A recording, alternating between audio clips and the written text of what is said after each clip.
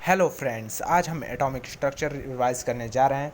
तो हम रदरफोर्ड के बारे में, Rutherford is alpha scattering experiment and then Rutherford का क्या कहना था कि all positive charge of an atom is concentrated as the centre of called nucleus. जो पॉजिटिव चार्ज ऑफ एटम के जो पॉजिटिव चार्ज कंसनट्रेटेड सेंटर में होता है उसे हम न्यूक्लियस कहते हैं। Nucleus contain almost all mass of atom. Nucleus का जो कंटेंट ऑलमोस्ट मास होता है वो एटम के बराबर होता है। Outside of nucleus electron which move around the same separation. मतलब आउटसाइड ऑफ न्यूक्लियस जो रहता है वो electron moves around same separation में घूमता है। रदरफोर्ड का ड्रॉबैक क्या था? Not able to explain is the contradiction imposed by classical theory of electromagnetics। इन्होंने इलेक्ट्रोमैग्नेटिक्स का कंट्राडिक्शन इम्पोज्ड क्लासिकल थ्योरी को नहीं दिया था। फिर हमारे आए मैक्सवेल एम equation, electromagnetic equation. Any accelerated charge particle must continuously emit electromagnetic radiation. इनका कहना था कि एनी एक्सेलरेटेड चार्ज पार्टिकल, कोई ऐसा पार्टिकल जो मूव करता हो और इज मस्ट वो कंटिन्यूसली इलेक्ट्रोमैग्नेटिक इमिट करेगा इलेक्ट्रोमैग्नेटिक रेडिएशन से। So revolving electron should emit radiation at all temperature and radius. ये बोल रहे हैं कि रिवॉल्विंग अराउंड में शुड भी रेडिएशन जो इमिट करेगा वो टेम्परेचर और रेडियस इन सर्किल ग्रेजुअली में डिक्रीज हो जाएगा।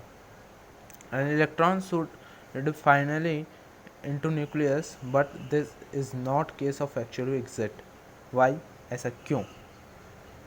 तो इसका आंसर होगा हमारा एट द रूम टेम्परेचर और below normal room temperature hydrogen is very stable. मतलब रूम टेम्परेचर और below room temperature normal room temperature पे हमेशा हाइड्रोजन स्टेबल होता है। Neither emit radiation nor does the collapse into the nucleus.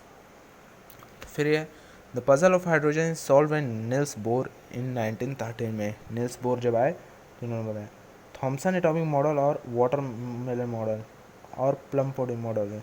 वही तीनों को हम जे थॉमसन मॉडल कहते हैं। By J Thomson 1898। Rutherford atomic model 1911 में आया। ये जो इलेक्ट्रॉन प्लम पुडिंग मॉडल होते हैं। पॉजिटिव चार्ज अल्फा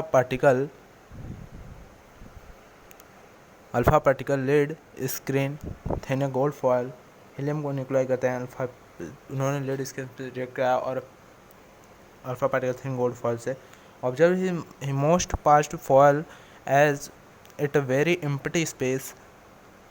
पहले बहुत छोटे से स्पेस से गोल्ड फॉयल से पास कराया था उन्होंने लेड स्क्रीन से।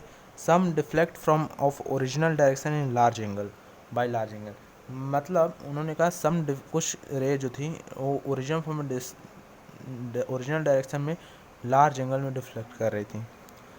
Few reflected back reversing in the direction of travel. कुछ रे जो वापस ट्रेवल आ जा रही थी।